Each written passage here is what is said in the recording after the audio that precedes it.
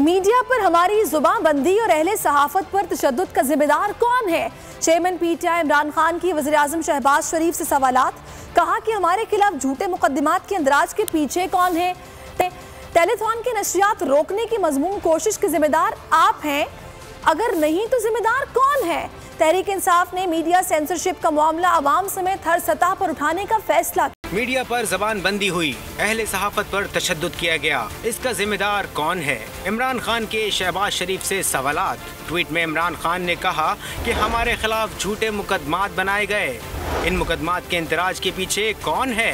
Telethon की नशरियात रोकने की साजिश हुई, इस मजमूम कोशिश के जिम्मेदार आप हैं, आपके मुजरिम हवारी पीठ।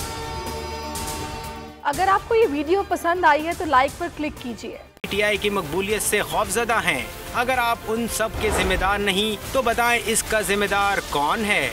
इमरान खान ने शहबाज शरीफ से जवाब मांग लिया।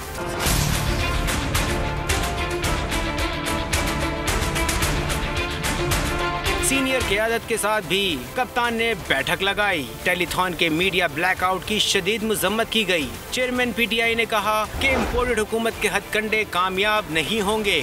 टेलीथॉन का ब्लैकआउट शर्मनाक है। तहरीक इंसाफ का मीडिया सेंसरशिप का मामला अवाम समेत हर सतह पर उठाया जाएगा। इजलास में शौकत तरीन को मईशत पर फोकल ग्रुप तश्कील देने की हिदायत की गई।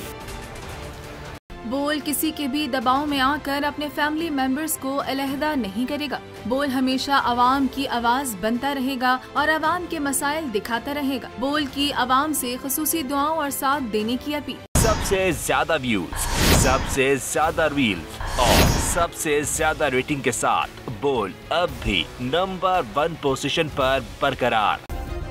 सब्सक्राइब करें और बेल दबाएं ताकि कोई खबर रह न जाए।